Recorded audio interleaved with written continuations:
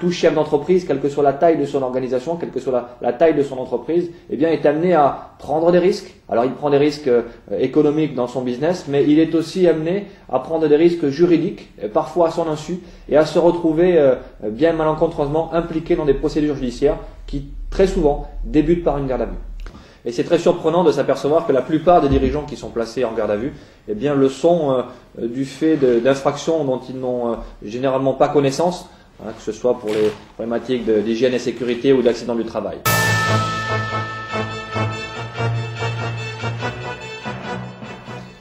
Une entreprise,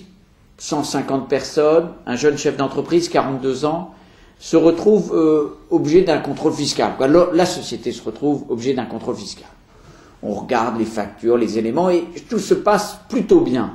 Jusqu'au moment où il y a une transmission des services fiscaux au procureur de la République, parce qu'il y a un soupçon d'abus de biens social, des dépenses qui ont été exposées, qui n'auraient pas été dans l'intérêt de la société. Alors le chef d'entreprise va se retrouver subitement un matin, et ce fut le cas il y a moins de 6 mois, à 6h45, des coups sont portés à sa porte, et subitement l'homme, pour 11 232 €, c'était le chiffre que j'ai toujours retenu, de dépenses qu'on ne pouvait pas forcément imputer ou non dans la vie de l'entreprise, comme des charges, s'est retrouvé bouleversé dans un monde qu'il n'a pas pu appréhender au fur et à mesure. Il a été mis en garde à vue au bout de quelques instants, quelques minutes, transporté dans les locaux de la brigade financière pour être exact, et on s'est retrouvé dans une situation où la maman était partie parce que travaillait, était cadre, avait fait un déplacement en province la veille, et il y avait 3 enfants en bas âge qui se retrouvaient sans possibilité d'aller à l'école.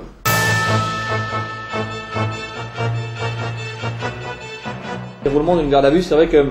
la façon dont elle va être initiée, que ce soit par une simple convocation ou par une interpellation avec une perquisition derrière, va aussi modifier la perception du gardé à vue et la relation qui va se construire derrière avec l'officier de police judiciaire. Mais l'exemple qu'on voit souvent dans les films, on enlève la cravate, on enlève les lacets, on enlève la ceinture, cet exemple tout simple est extrêmement déstabilisant pour des gens qui ont l'habitude d'avoir une certaine image, un certain statut social, pour des gens qui n'ont rien à se reprocher et que l'on va tout d'un coup bien traiter comme des criminels et qui vont se retrouver un peu dépenaillés devant tout le monde avec un pantalon qui ne tient pas bien, avec des chaussures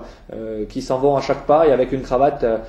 qui va se retrouver sur le bureau de l'officier de police judiciaire et la chemise à moitié ouverte. Parce qu'on est dans une situation de faiblesse, d'infériorité. On parlait tout à l'heure, je crois, d'un coup de tonnerre dans un ciel bleu. C'est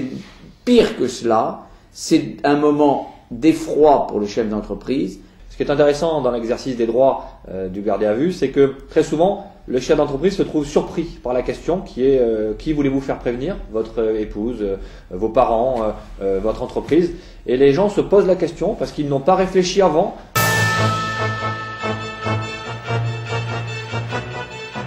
Cette sérénité, elle est aussi importante parce qu'elle va permettre à la personne gardée à vue de se concentrer sur la relation avec l'enquêteur et de se concentrer sur la manifestation de la vérité. Mais le chef d'entreprise qui est habitué à gérer la vie de l'entreprise, mais à gérer sa propre vie, se retrouve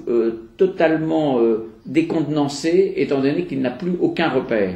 Et le fait d'avoir un avocat à ses côtés, de faire appel éventuellement à un médecin, ou de savoir qu'autour de lui, une organisation se met en place pour que le quotidien de la vie de la famille se poursuit, peut peut-être rassurer et faire en sorte que cette épreuve, parce que c'est une épreuve, se retrouve comme un petit mauvais souvenir, même si ça reste un mauvais souvenir.